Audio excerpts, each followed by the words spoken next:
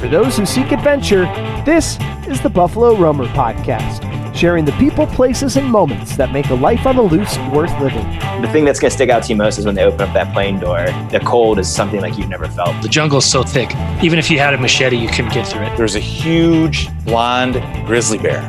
And when it saw us, this thing put its head down, stomped on the ground, and hissed like an alligator. I just crossed this brutal stretch of desert, and I was really suffering. I'm your host, Will Collins. I'm an adventurer, outdoorsman, and roamer of wild places. I've backpacked the Brooks Range, rafted the Grand Canyon, and have canoed from source to sea, both the Mississippi and Yukon rivers. I live for adventure, travel, fresh air, and diving into the unknown. And now, I hope to share my passion with you on the Buffalo Roamer Podcast. Let's do it, episode 91. Thanks for tuning in. Hope you're enjoying it. And if you are, make sure you're subscribed. That way you get all the latest episodes. You're up to date with them automatically. Today's episode is a good one, and it is brought to you by Soda Peak Outfitters, just outside Jackson Hole, Wyoming. They offer pack trips, guided fishing trips. Experience true Wyoming wilderness at sodapeakoutfitters.com. Also brought to you by SREgear.com, family-owned and operated outdoor gear shop in Black River Falls, Wisconsin. Don't mess with big box stores. Go to SREgear.com for the best gear and the best customer service. And also brought to you by Fischel Paddles, makers of fine handcrafted wooden canoe paddles. I use one. I outfit all my trips with them. You can check them out at FischelPaddles.com, and there's discounts involved with all of those sponsors for Buffalo Roamer listeners. Also, check out BuffaloRoamer.com. I got guided wilderness canoe trips. Also, some blogs, different stuff, more info about me at BuffaloRoamer.com. Okay, today's episode, number 91, doing things a little bit differently. It's going to be a guest podcast of sorts. I had the great pleasure of being on Dean Klinkenberg's Mississippi Valley Traveler podcast with Dean as the host.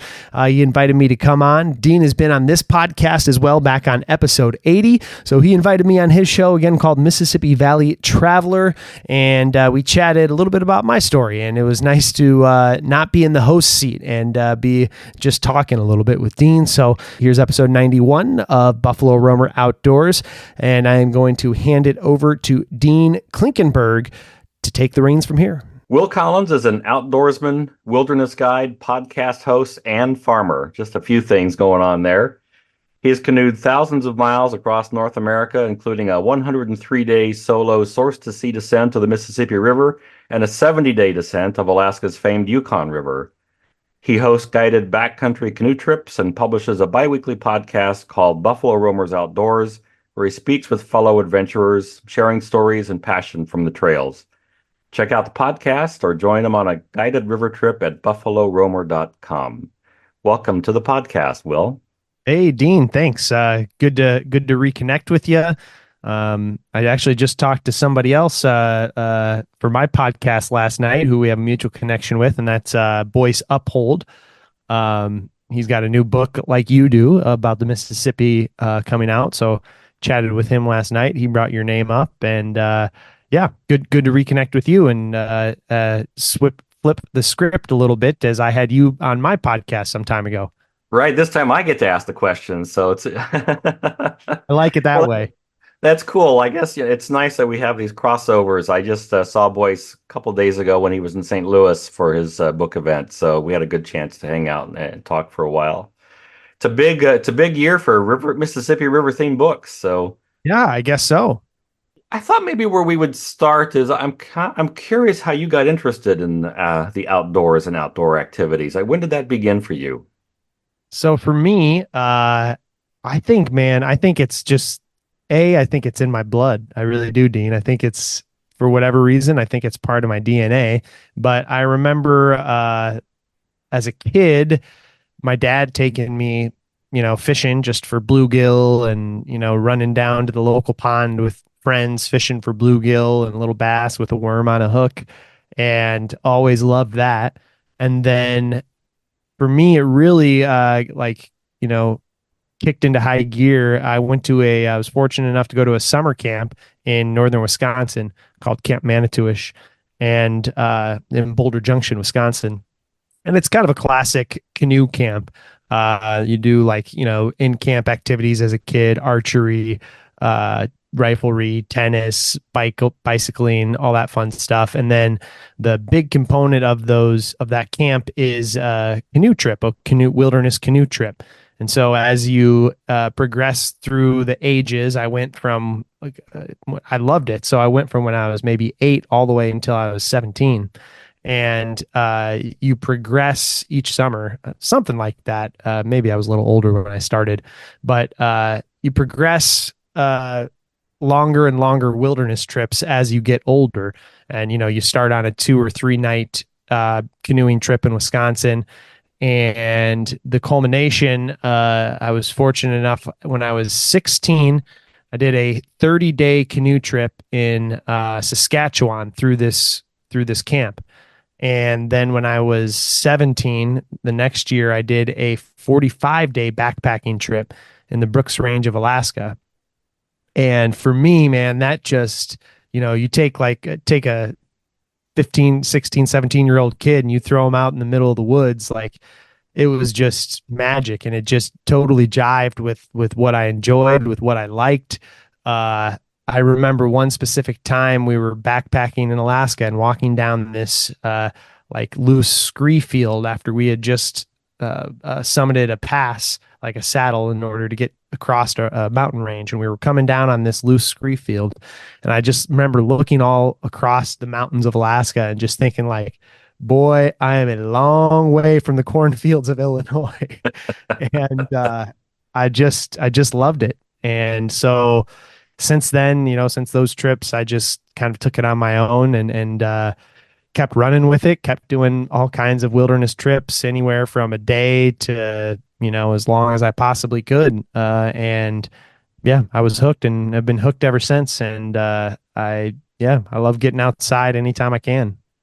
That's pretty amazing at that age to be out on trips for that long. I remember like in high school, like being able to go away for a week for a camp. Like, so that seemed like a luxury. So 30 days or 45 days, that wasn't even anything on my radar at that age. So. No, I mean, and it wouldn't have been for mine if I hadn't have gone to that summer camp. And, as you can imagine, those summer camps aren't cheap. So I was fortunate enough to have a family that was supportive of what I wanted to do there. But I had my brother and sister also went to the same summer camp, and they went 2 or 3 years and petered out because it wasn't their thing. But for whatever reason, it clicked with me, and I feel real lucky to have found a passion at such a young age, and to be able to stick with it. I mean, there's a lot of people, as you know, who go through life without any kind of passion. So to be able to find something like that, it's been great for me. So I know you live in northern Illinois now, not too far from the Wisconsin border, as I remember. Like, is that home for you? Is that where you grew up? It is. Yep. I'm here in DeKalb, Illinois, is where I live, about halfway between the Mississippi River and Lake Michigan. Here in northern Illinois, and I manage a pig farm. I'm a pig farmer here. Wow. So that's the day job. How long have you been farming? So I took over. So I went to college and left in Colorado and left DeKalb and was hightailing it out of here, never to come back. And I went to college and I studied to be a sports announcer, which was another passion of mine, sports at the time. Now, not quite as much. But so I studied broadcast journalism. And from Colorado, I moved to South Dakota for, I think, 4 years. And I had a radio show out in South Dakota. And I did all the local high school sports on the radio in South Dakota. And then I moved to Montana for a few years. And so I was gone about 10 years from my hometown. And then I was kind of spinning the wheels a little bit. I was working at a fly shop in Montana at the time. And my dad called me and said, hey, the current manager of our family farm here isn't working out. We have to make a change. Would you be interested in coming back and helping with the farm? And at the time, didn't sound that interesting. Didn't sound right, but I thought about it more and decided to come back, and it's been a great decision. I have a wife and a little kid here now, and My baby gets to see my grandparents her grandparents right down the road. In fact, my daughter's with my with my mom right now. So yeah, it's been a blessing, man. It's been great. Wow. So you've come full circle in that way then. You had a chance to get out and explore some for a little while, and then come back to work the family farm. Yeah, absolutely. This a total digression, but I'm just sort of curious, like, do you know like how many generations that farm has been in your family or? Yes, it would be my great grandfather purchased it in 1905, I believe. He came in a covered wagon. My grandfather, my dad's dad had him when he was in his 50s, so he was older.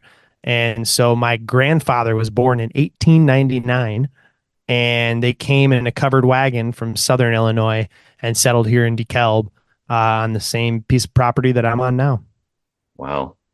Well, that's a good story. Yeah, it's neat. Um, so when you were growing up, other than going up to the camp in Wisconsin, like what was kind of the landscape you got to explore as a kid around there that get you outside when you weren't busy helping on the farm? It's funny. I never appreciated the stuff I had around me until I've come back. As a kid, you're with your friends. It's always like, this place sucks. It's flat. It's all full of corn. There's nothing to do. I mean, I would go out and fish. Basically, was the big thing. Was yeah, bluegill fishing and bass fishing with a worm and a bobber. Just at the local pond with the friends after school. But outside of that, it wasn't really too much. We would take 1 or 2 vacations a year and go out west and, see the mountains of Colorado or, wherever else we might have gone. I did a road trip through South Dakota once, but for the outdoor stuff around me, I didn't really understand it and experience it until I moved back. And even while, after I moved back, I've realized like, wow, it's a mecca for Illinois and Wisconsin for canoeing, which is what I love to do. I mean, when I was in Colorado and Montana, there's no canoers out there. There's no water for it. And yeah, there's all kinds of beautiful little streams, creeks, rivers, all right around me, pretty close. I got the mighty Mississippi, an hour, 20 minutes to the west, Lake Michigan to the east, and all kinds of little creeks and streams to explore between there. And yeah, it's been cool to explore the home country that way and in a way that I didn't as a kid. Yeah, that's fantastic. Yeah. When did the Mississippi trip come into play then? Were you already back working on the farm by then, or it was before? It was before. So I did the Mississippi in 2017, and I did the Yukon the following summer in 2018. So how the Mississippi came about is ever since that backpacking trip in Alaska when I was 17, in the back of my head, I was like, man, I need to do another big trip. I just know I need to get out there. It was just something in my gut, really, that was pulling me. And for whatever reason, like many adventurers, Huck Finn and whoever else, the largest river, the mightiest river of the land was calling me. And I really can't explain why, other than I knew I wanted to do a big, long trip. I knew that the Mississippi, is storied and long, and, I could do one big, long trip without too many portages. And, yeah, for whatever reason, I just knew I needed to do it. And so at that time, I was working in South Dakota at a radio station, and I had been working there a few years, been doing a good job. Everybody was happy with the work I'd been doing. And I had finally, it had been building up inside of me over a number of years. And finally, I was like, you know what? I've saved a little bit of money, not much, but a little bit of money that I could go and do this if I wanted. And so yeah, I made the decision. The hardest part of the whole Mississippi River trip, 103 days solo, was walking into my boss's office and telling her what my plan was. And I asked for a leave of absence, and somehow she granted it to me. I said, hey, this is a dream of mine. Basically, how I put it was, this is a dream of mine. I'm going to go canoe the Mississippi River. I'd love to come back and work with you if you'll have me. If not, kind of, I understand. And lucky enough, yeah, she gave me a leave of absence, 3-month leave of absence. Ended up being a little longer than that. But yeah, I came back and worked at that job another year before I got the itch to go paddle the big river of the Yukon again. Well, let's talk about the Mississippi trip a little bit more then. Why did you decide to do it solo? A lot of people do it with friends or you have somebody else to paddle with, kind of share the burden with it, and some people prefer to do it solo. So what was your thinking there? Basically, I couldn't find anybody crazy enough or dumb enough to do it.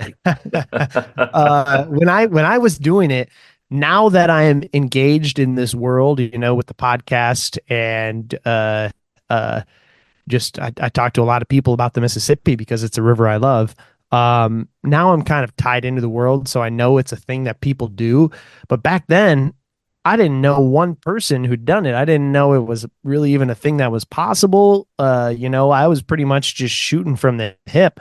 I didn't know what it would take. I didn't know what kind of gear I would need, any of that. And the amount of people in the build up to the trip, the amount of people that told me like, "You're doing what? You're crazy. You're gonna go float down a river." I mean, even my own parents, once I got out there and did it, they're supportive. But in the build up to it, they just want what's best for their son. And you're like, you're gonna leave your job and go, float like a hobo down the river. I'm like, exactly right. Sounds like Midwestern parents. Yeah, exactly. So yeah, it was the solo part was just couldn't find anybody else to go do it with me, and I knew I needed to do it. So what did you do to prepare for that trip then? Not much, Dean. Not much. Honestly, I pretty much just gathering gear that I thought I would need, and I knew basically nothing. My whole thing in my head when I started was I told myself if I could make it to Minneapolis, then I think I could do the entire river, because it's a pretty good chunk from the start of the river to Minneapolis, and so I just kept saying, if I can get to Minneapolis, I think I can do this thing. And boy, there was a lot of learning along the way. I mean, I had a full acoustic guitar.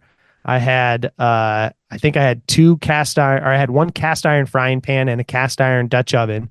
I had a cutting board. I had, I was taking the kitchen sink.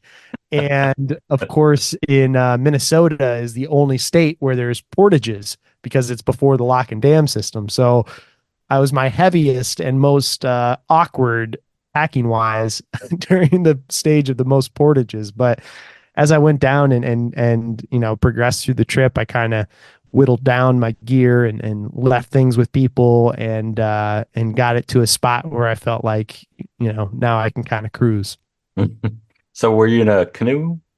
Canoe, yep. And kind of a funny story. So I started in a Old Town Penobscot, and I paddled to Winona, Minnesota, which is home of Winona Canoes. And that weekend that I was in Winona, I had met at Lake Itasca, the start of the river.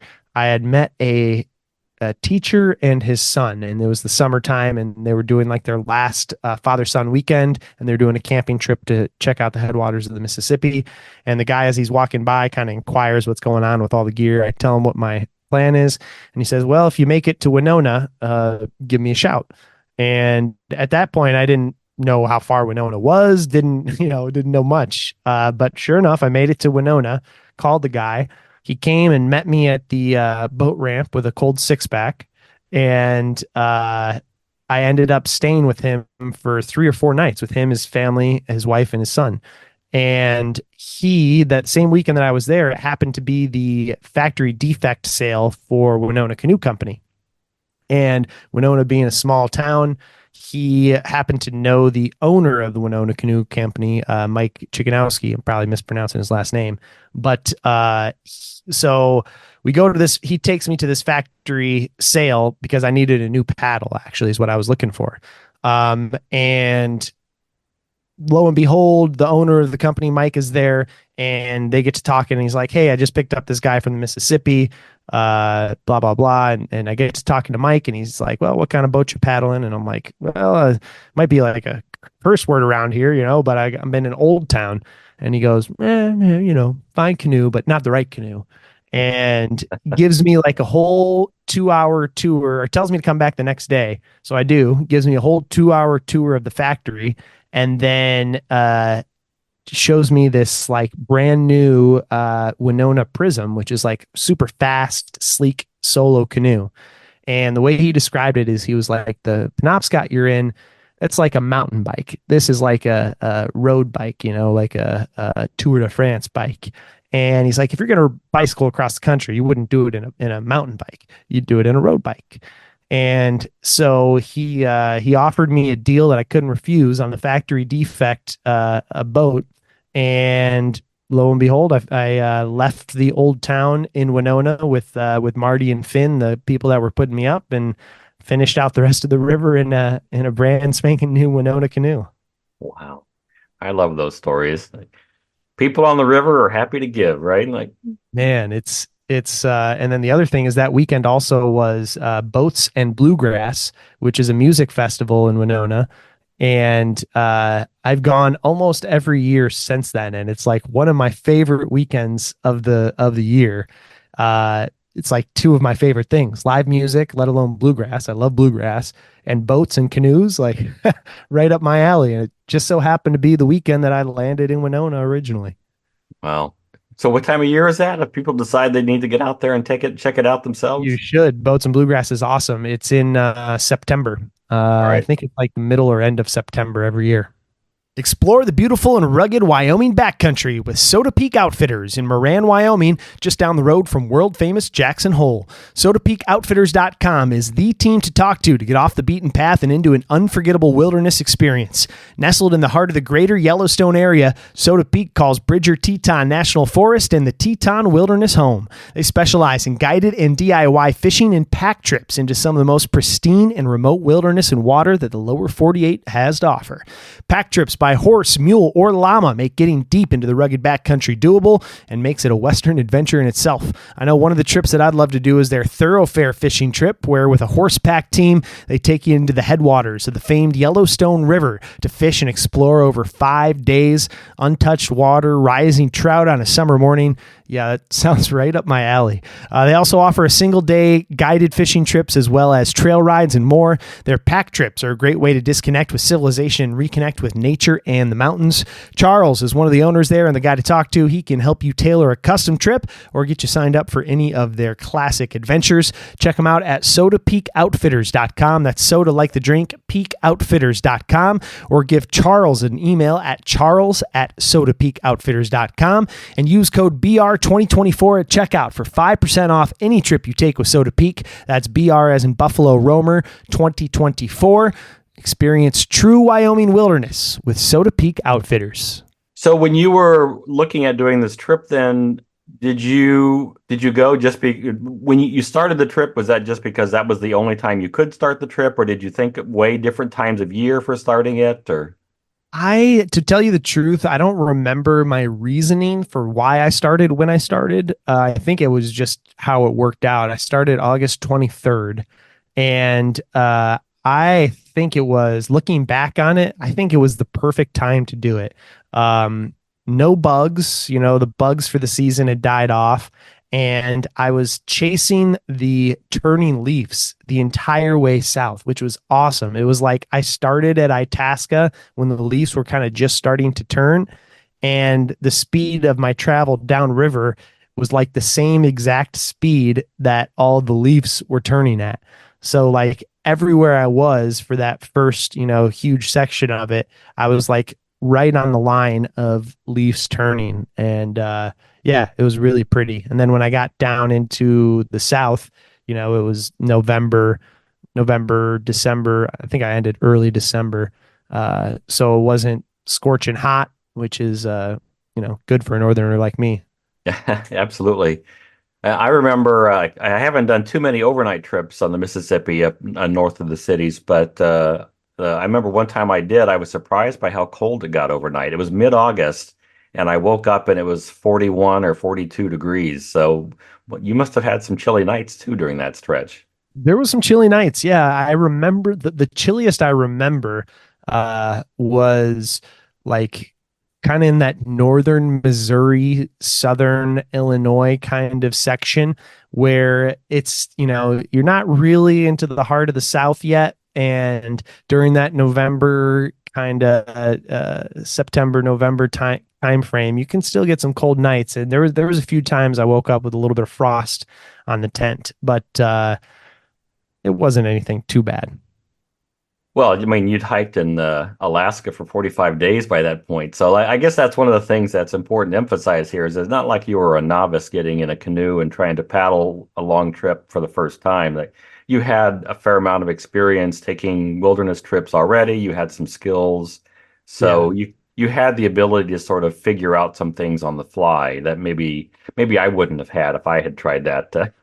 I think that's probably fair. And sometimes I'm maybe too lackadaisical about encouraging people to get out there and figure it out. But I think your assessment is correct. I had been doing, even outside of those Alaskan backpacking trip and the Saskatchewan trip.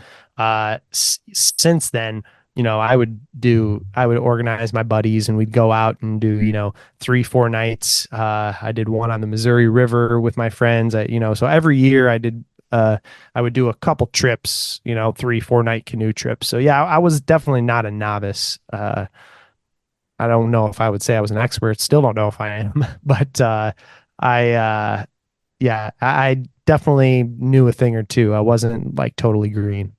Yeah. I think maybe we touched on this before too. Like sometimes I worry that today, because there's so much information available, people tend to over prepare maybe for a trip like this.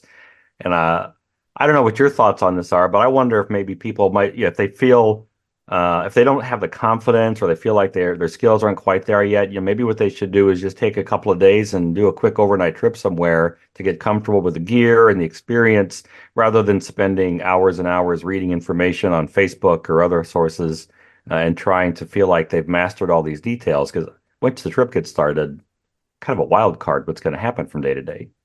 100%. I definitely agree with that. If you can do, in hiking, they call it like a shakedown hike, or like a shakedown paddle where you have all the gear you think you're going to take with you, see how it feels in the boat. Exactly. Do, a 3 or 4 night section, even if it's on a different river than the one you can.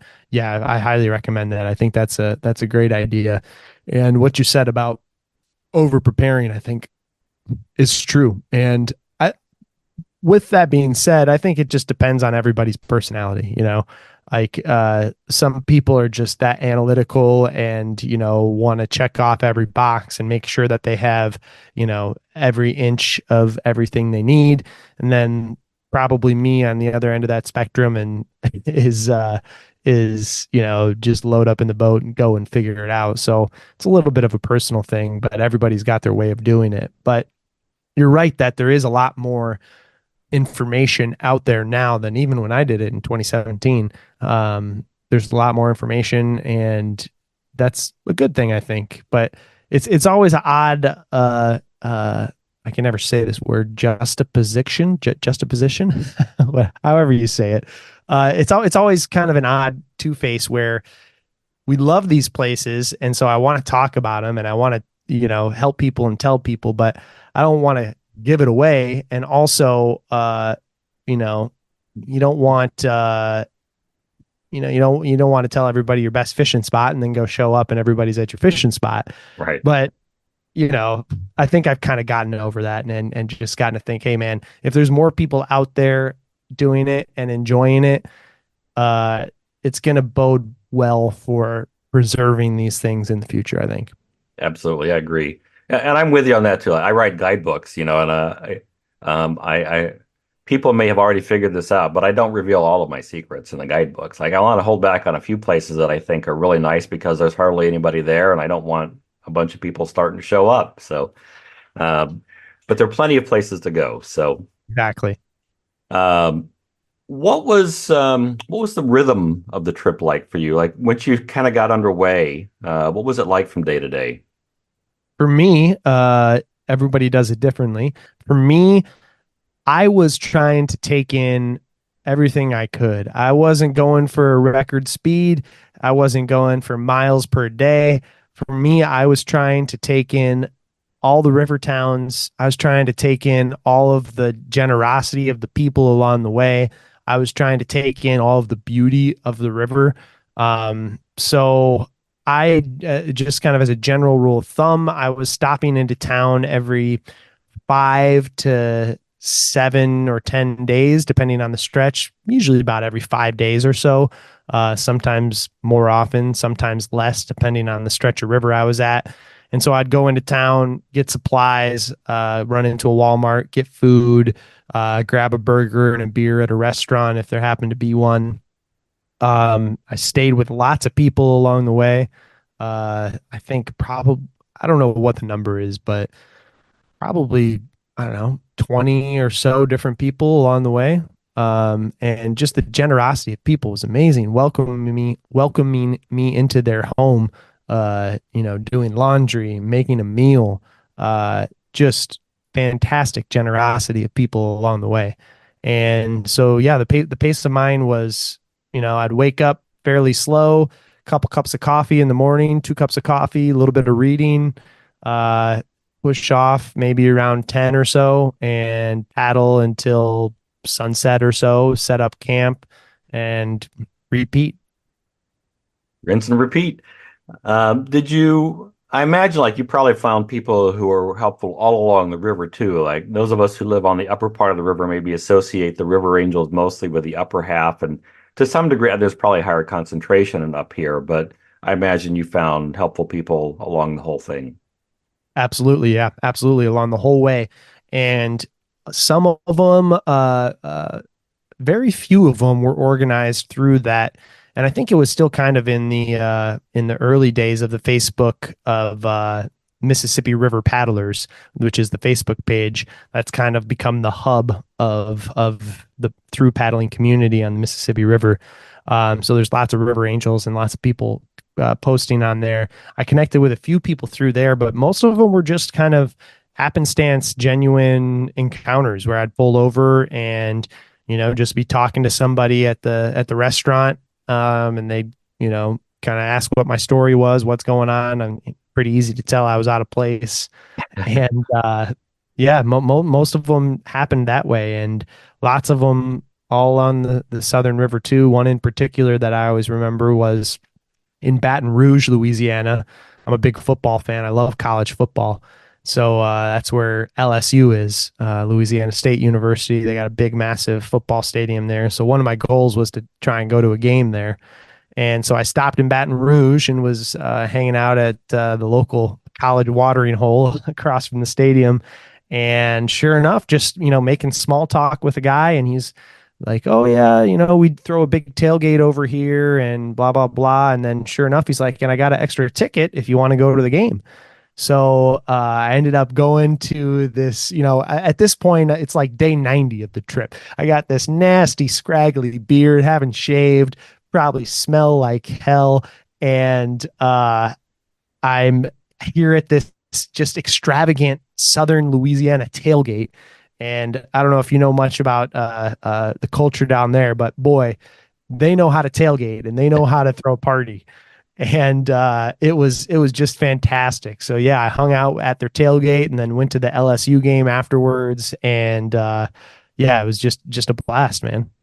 Seems like fate was looking out for you there. Like you managed to talk to the one person that had a spare ticket. So I know it's funny how it works, man. I think if you put out there and you have and that's another thing that I've took away from this trip, Dean, is that at both of these trips and other things that I've done is that I mentioned earlier that I was lucky to find a passion in the outdoors, and I think if somebody is genuine, people can tell when you're genuinely like happy or passionate or interested and you're putting yourself out there and people reciprocate that, um, for whatever reason, people could tell that I was a genuine guy, that I was, just doing something that I loved and I wasn't trying to, scam anybody or think I'm bigger than I am or any of that stuff. They could just tell that I was genuine and had a passion, and the people come out of the woodwork to help. And I think that's the same thing for uh, the guiding business that I've been doing and for all this different stuff, even more so than like the farm work or just, other work that I do. When people kind of see that sparkle in your eye, for whatever it is, for you, for writing books or for, writing articles or whatever, people tend to want to lend a hand, I think. I couldn't agree more. Like, just I think we have a pretty good sense for the most part of when somebody's genuine and passionate about something and when somebody's just out to try to get something from us. So, uh, and it seems like most of the people who are among that long distance paddler group, though, like these are all the adventurous, authentic folks who are trying to do something epic for themselves. So, uh, when you got, did you paddled all the way to the Gulf? Yes, sir. Which pass did you go down? So I took the South Pass right down the middle, and I ended just south of Port Eads, out into the past the jetty there, out into the Gulf of Mexico. Awesome.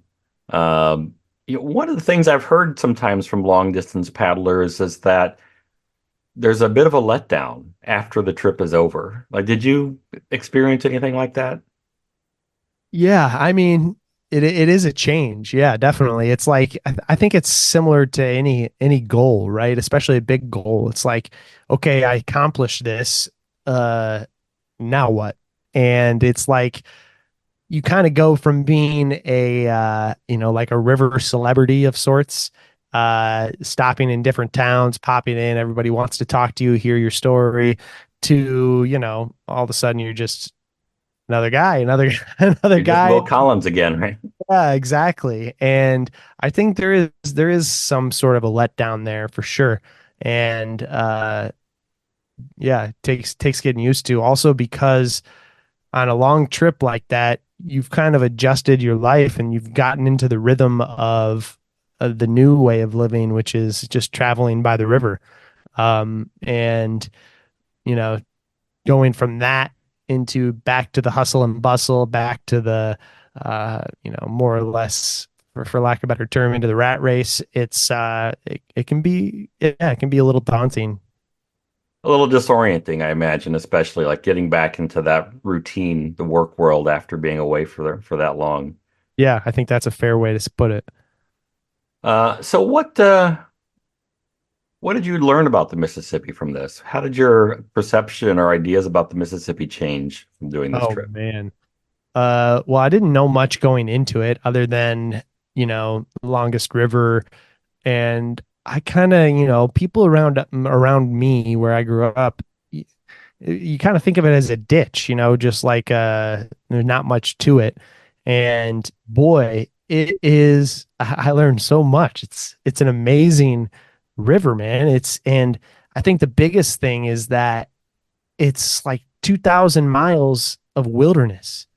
It's like a 2,000-mile wilderness corridor right through the heart of America that is so underappreciated and so underutilized by people looking to get outside and outdoors. And I mean, the upper Mississippi in particular, with all of the refuge, the wildlife refuge, you can camp on almost any island in the river. It's public.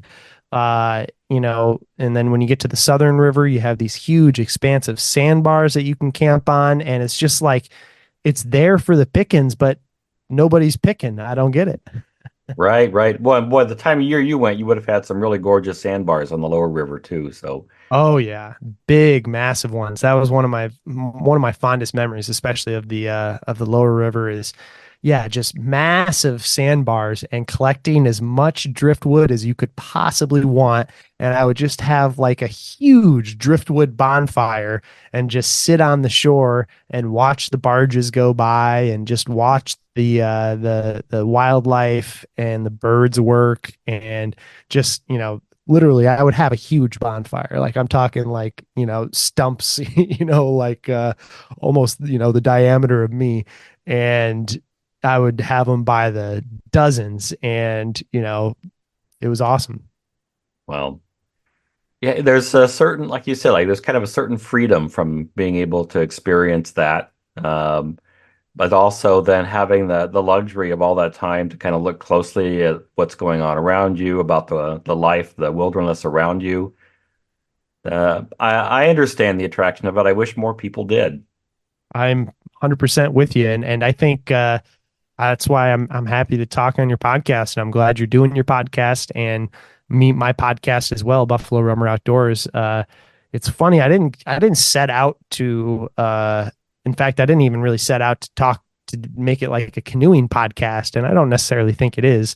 And I certainly didn't set out to do all of the episodes about the Mississippi that I have. I've talked a lot about the Mississippi on my podcast with different folks, but it just naturally keeps coming up because I'm interested in it and I love it. And so I keep getting, different guests who are connected to it and, different people and paddlers and adventurers. And it's just fascinating, man. It's an amazing river.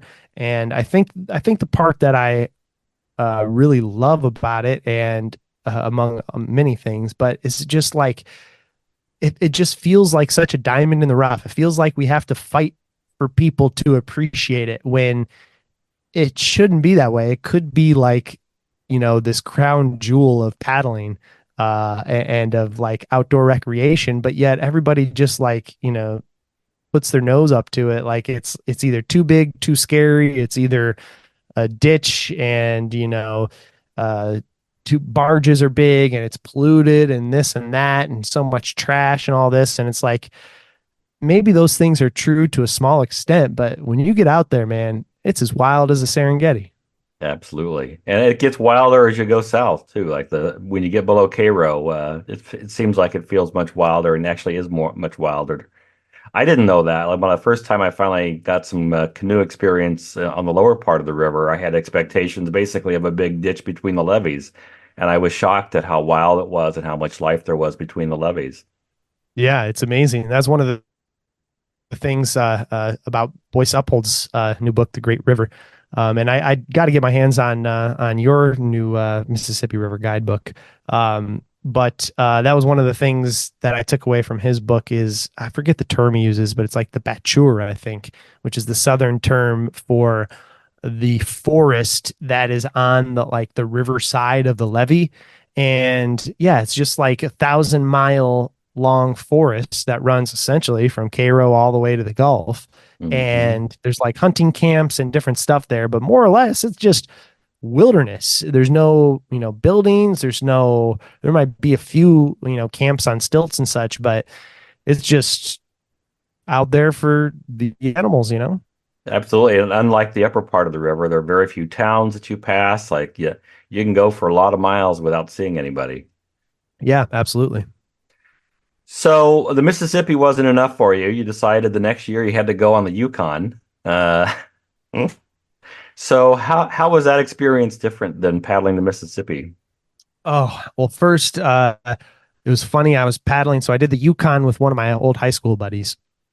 And somewhere on the lower river, somewhere maybe in Mississippi, I specifically remember the spot.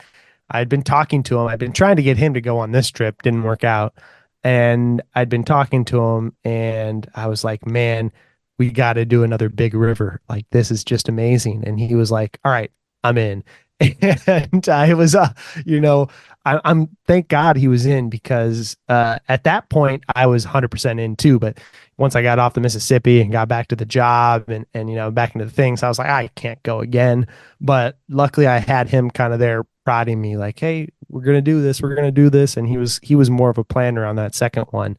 So thank God for that, because amazing. But I would say the biggest difference is the Mississippi was not all, but a lot about the towns, the people, kind of the fabric of America, if you will.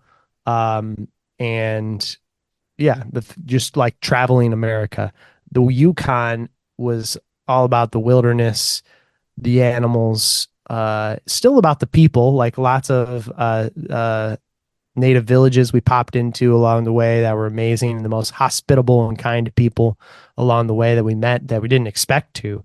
But it was much more of like a rural wilderness, like raw, you're out there, as opposed to the Mississippi, where it was a little bit more, popping into towns and seeing the fabric of the U.S.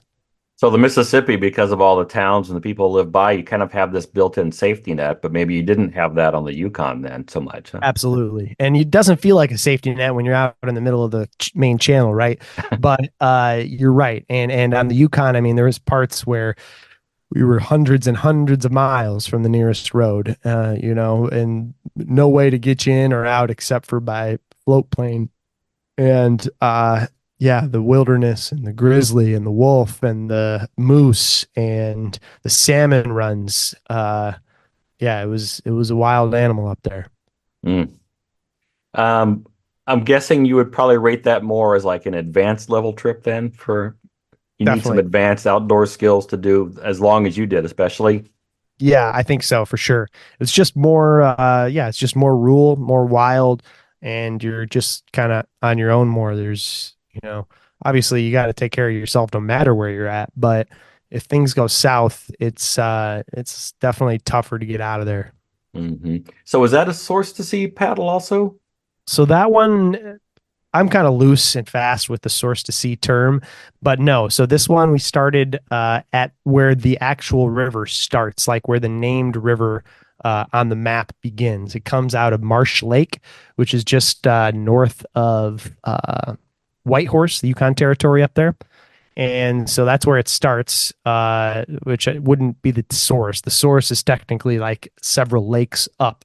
It's like a chain of lakes. And then once the river leaves this lake, that's when it becomes the Yukon. So that's where we started.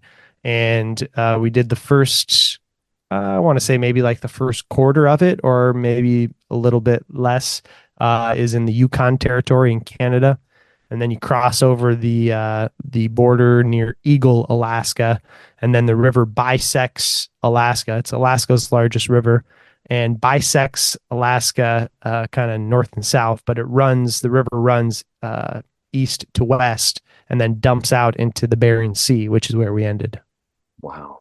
Hey, it's Will here. Want to take a moment to let you know about today's sponsor, SREgear.com.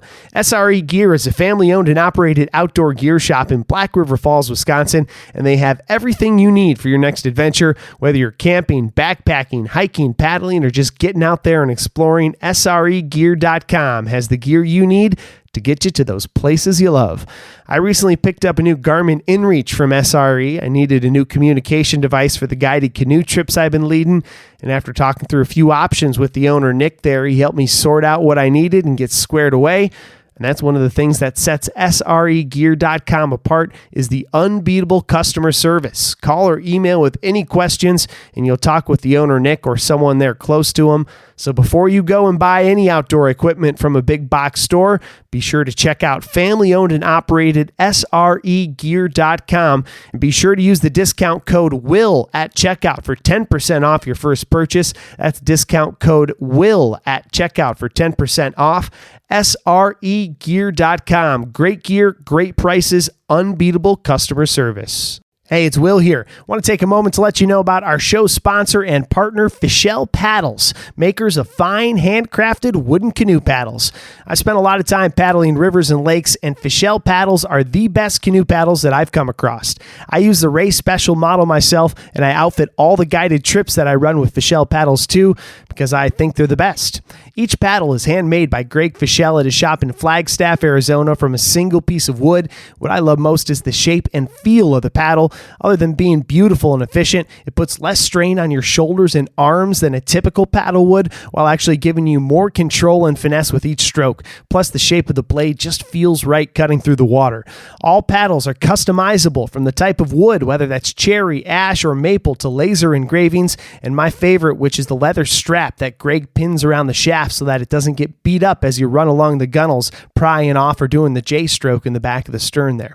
So go get yourself a Fischel paddle now and feel the difference. Use the code WILL at checkout. That's WILL to get a free wooden paddle hanger with any paddle purchase. That way you can show off and organize that new handmade paddle. Check them out at FischelPaddles.com. That's FISHELL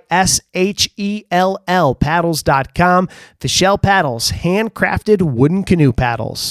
It's a very different feel on the Bering Sea than the Gulf of Mexico, I imagine. So. Yes, absolutely. Boy, it was windy, and I imagine it's windy probably about every day out there. And, yeah, it was quite the sight. So what's passport control like when you're entering a country from a river like that? Boy, I'll tell you what, not much. It's pretty funny, actually. We were all kind of not worried, but we wanted to make sure we did everything official and did it right. And so we crossed over the border, and we pulled into Eagle, Alaska, and we stopped into like a small little convenience store there. Kind of told him what the deal was and asked him what we were supposed to do with our passports. And he's like, "Oh, you see over there, there's a abandoned laundromat." He's like, "Around the corner, there's a phone booth." He's like, "You pick up the phone and talk to customs." So we're like, okay. So, it would have been just as easy not to do, but we walked up and picked up the phone. We figured we were going to get a long questioning, but we picked up the phone, connected to a customs agent somewhere, a landline phone, picked it up. And he was like, "Hey, where are you guys at? What are you doing?" We're like, "We're paddling the Yukon River, just crossed over from Canada into the US." And he's like, "Great, have a fun trip." It's like a 2-second conversation. It was like the easiest border crossing in the world. I wonder how many times a year they get that phone call. Probably not too many anyway. I don't think so. Well, so you have taken these long trips. I've got to believe you have a dream trip or an idea for what you want to do next. So what are you thinking? Well, things have slightly changed just with life. I'm lucky and happy that I did these trips when I did, because when I was, I forget, in 2017, I'm 32 now. So I don't know how I was, mid 20s. And when I did them then, I was thinking like, I don't get why, I'm never going to stop doing this stuff. Like I'll always be able to do it. And, here I am now with a wife and a young child. And, it seems like the long trip is, I'm definitely going to do one again, but it seems like it's a little bit more in the distance now. So I do all kinds of, weekend trips, and I have my guiding business, where I take people on guided canoe trips on the Mississippi and many other rivers across North America. So that keeps me busy and gets me my fill. But to be honest, I want to do the Mississippi again, man. I would love to do a second Mississippi River trip, maybe once my daughter's old enough and kind of out of the house or whatever, which is a long way from now, even hard to think about. But man, maybe she'll want to go with you. Maybe at 12 or 14, she'll be ready to join you on a long trip. I know it. That would be amazing. I've told that to my wife. Like, yeah, I can't wait till summers when it's like, all right, pack up. We're going for however long it can be, however long they can take it. I'll definitely be planning on doing that. Nice. Well, but you get to indulge your passion for it, though, with the podcast, as you mentioned. So you've been doing it for a little while, at least for maybe a couple of years now. Yeah, I started it in I think it was 2020 is when I started. So going on 4 years now. And yeah, it's been great. It's been awesome to be able to connect with like-minded people, and pretty easy, just to chat. I like doing it. It's always, of course, not as much now, but when I'm after a long day of work and I'm, hot and sweaty and want to relax a little bit, I'm like, oh man, I got to do a podcast tonight. But every time after I talk to the person, I, am totally rejuvenated and excited and a big smile on my face. So yeah, it's been great and met a lot of cool people, including yourself. And yeah, it's been fun just talking adventure, paddling, talk a lot about canoeing, a lot about the Mississippi, but also all kinds of other stuff. Talked to a guy who skateboarded from Chicago to New York. I Wow. talked to a guy. One of my favorites was a guy named Buck Nelson who he's paddled the Mississippi and he's done all these crazy trips. But he's was a retired Alaskan firefighter, like a smoke jumper. And so he would go and in rural Alaska or wherever throughout North America, jump out of a plane with like a 3-man crew, fight these fires, and then he would take his off season and do all of these just epic, amazing trips. And one of them he did was 70 days on the Alaskan coast. I think it was 70 days he did, and he's done all kinds of different trips, but this one in particular, he went with, I think he had a rifle and a fishing rod and no food. And he wanted to see how long he could stay out there. And so yeah, he lasted 70 days and just off of fishing and hunting and foraging. And I thought that was pretty amazing. Wow. Yeah. He's got some advanced skills. Yes, no doubt about that, man. He's an Alaskan bushman. Yeah, goodness.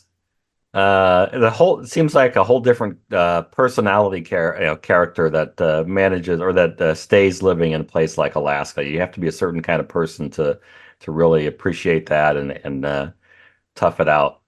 Oh yeah, it's and you feel that when you go up there, man. Have you ever been? I have not on Yeah. an expedition like that, but I've traveled as a tourist up there. Yeah.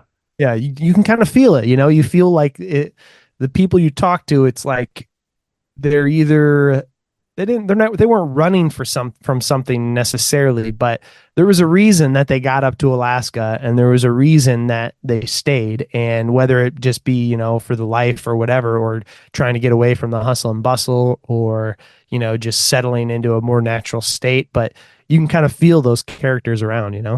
Yeah, absolutely. Yeah, it's a very unique place. I'd love to spend more time up there. Probably in a car, probably a road trip for me rather than a long, but who knows? You never know. Hey, there's many ways to do it. That's absolutely. So you do guided trips too, now, like when you're not busy with the farm or raising your daughter or, interviewing people for your podcast, in your spare time, you have these, little trips that you also arrange. So tell me a little bit about those. Yeah, they've been an absolute blast. And this will be I guess it'll be my either third or fourth season doing these trips. I just started them because, I had all my friends and people asking me like, hey, I'd love to do one of these trips with you sometime because I'm always going on these trips, whether it's, 3 nights, 2 nights, 4 nights, however long, always doing these trips and posting pictures, and people were always asking. And so I decided, I'll throw a few trips together and see if anybody wants to go with me. And sure enough, the first one I did actually in 2022, the first commercial trip I did was up to the Yukon River, and we did the headwaters of the Yukon, which is just a stunning trip. I don't do that trip anymore because it's tricky to deal with the permitting process through Canada. But that was the first trip I did. And yeah, I've just kind of been rolling with it and growing with it since. The past 2 seasons, I've done 5 guided trips per year. And this year I'm on pace for the same. And then I'd like to eventually kind of transition or try to transition to doing the guiding, the podcast, and some of the other creative stuff more on a full-time pace. But yeah, it's been a blast. So I do trips. Right now we do trips to the Green River, which is in Moab, Utah, on Labyrinth Canyon, which is just, do you know anything about that? I don't. Oh man, you got to check it out. It's stunningly beautiful. It's like the Grand Canyon, except for it's all flat water. And so you're paddling, it's like you're on Mars. You're paddling and there's these huge towering red rock cliffs on either side of you. And it's desert camping, no bugs, super easy living, camping on sandbars and just beautiful sights. And yeah, it looks just like the Grand Canyon. Just truly, truly spectacular. One of the best canoe trips in North America. So we do I do two of those this year. I did have two in October. In past years, I've done one in May. In 2025, I'll be doing one in May. And then this is my first year doing a trip on the Mississippi, which I'm super excited about. I'm hoping that this one kind of comes to be a classic for me. One of the guys that I took on a Moab trip, on the Green River trip last year, was talking to me, and he's like, "Hey, I've always wanted to see the Mississippi. I know you're well versed in it. Why don't you put together a trip on your favorite part of the Mississippi, and we'll do it next year." So next year is here now. Wow. And so what's the route going to be for that one? We're going, we are starting north of La Crosse, and we're ending just south of La Crosse, which is your neck of the woods, right? I lived in La Crosse for 6 years. Yeah, I love that area. I live in St. Louis now, but yeah. Okay. But yeah, I lived in La Crosse for 6 glorious years. Great. We're starting on the Trempealeau River, and we're ending Goose Island just south of La Crosse there. It's a 3-night, 4-day trip. And if anybody's listening, I don't know when this is coming out, but I still have 1 or 2 spots available on that trip. It's in July 20th, July 26th that weekend, and it's called Mississippi River Bluff Country Canoe Trip. So if anybody's listening and wants to join, please do. And also, I'll have more trips for the 2025 season coming soon. But yeah, I'm really excited for that one. Like I said, it's a new one. And as you know well, that section of the river is just awesome. It's like huge rolling bluffs, just beautiful water, all the back channels. It's like you almost think you're in like Appalachia or something. Yeah, it's a really gorgeous stretch of river, and there's a lot of a variety to what you see too. So that's a really a good choice for an expedition to lead. Well, this will probably go out early July of 2024, okay. So people can still look up we'll be able to still sign up. People will still have time to sign up for the trip. I know in the past you've also done some Wisconsin River trips. Is anything like that coming up or? Yep. Yeah. I got one in August on the lower Wisconsin, which is another, I think another unsung hero. I talked to people in the paddling community, and you mentioned the Wisconsin River, and they're like, I don't know, blah, blah, blah. But the section that we do, I think it's partly because there's a lot of outfitters on the river higher up river. We end at the confluence of the Mississippi and the Wisconsin River there at Wyalusing State Park. And again, stunningly beautiful. I feel like I'm using that a lot, but it's true. And yeah, it's just amazing. Camping on sandbars. It's a awesome trip, really beautiful. And that one's 3 nights, 4 days. And next year as well, I'm excited. I'm going to be doing a bald eagle sightseeing trip. So one of the groups that I'm taking on the Green River in October is it's a guy who's a wildlife photographer, and he does wildlife photography workshops. So he is going to be doing a workshop on the trip. So he's bringing the group, and I'm leading the group down the river, and then he's incorporating his photography workshops onto the trip. And so that'll be really neat. But then next year, I'm in the talks with him to do a bald eagle and birds of prey specific trip, because on this section of the Wisconsin, man, they're everywhere. I think we saw over the 4 days, we saw over 70 bald eagles last summer when we did it. So yeah, it's spectacular. So I'm looking forward to that. And I think that'll be a cool, kind of a cool niche as well, to do the specific bald eagle viewing trip. I think so. I mean, the bald eagles kind of get a lot of attention in January, but it's probably a lot more comfortable and more fun to be out there when the weather's warm and you can spot them. I think so. When you're traveling around that way. I like that stretch of the lower Wisconsin too, though. It's a lot like the Mississippi that nearby, except that maybe some shallower and certainly not any commercial traffic to worry about. Yeah, exactly. It's a little tamer, a little more manageable. But there's some sort of allure to be on the mighty Mississippi too. Absolutely. So how can people keep up with your podcast, find out about your trips, those kinds of things? What's the best way to follow your work? Best way to do it is you can check out the website. It's buffaloroamer.com. I have all the trips listed there. You can put a deposit down for a trip, or the best way is just to email me as well. I got all my information on the website, buffaloroamer@yahoo. I'm pretty active on social media. Instagram is the one I just personally do the most. But Instagram, Facebook, all that stuff is @BuffaloRoamer. And then, of course, anywhere you listen to podcasts, if you're listening to this, you know how to listen to podcasts. So just search out Buffalo Roamer Outdoors is the name of the podcast. And that's probably a good place to start for people, is to check out the podcast and go listen to the episode with you. Well, you've had a lot of terrific guests. I don't know if I count as one of them or not, but you've had some really terrific guests on there. I've enjoyed listening to you talk with them, with folks about their adventures and their experiences. So it's a great podcast, especially if you're interested in outdoors and if you're interested in maybe taking some longer trips and going a little deeper. I think it's a podcast you should be listening to for sure. Well, Will, thank you so much for your time. This was a great discussion. I appreciate you making some time for me in your busy schedule, and I wish you the best the rest of the year. Absolutely, Dean. You too. Good to connect. And I enjoy listening to your podcast too, and hearing different stories from the river. And keep on keeping on, and hopefully we can reconnect down the line somewhere. I'll see you on the river with any luck. Amen.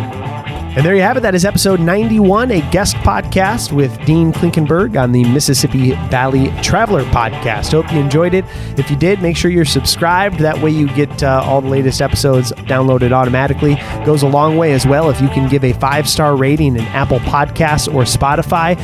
Also, if you can write a review in Apple Podcasts, that goes even farther. Much appreciated. Big thank you to SodaPeakOutfitters.com, to SREGear.com, and to FishelPaddles.com. You can find out more info about me or join me on a future river trip at BuffaloRoamer.com. All right, that'll do it. Take it easy. Go get some fresh air. Enjoy it. We'll catch you downriver.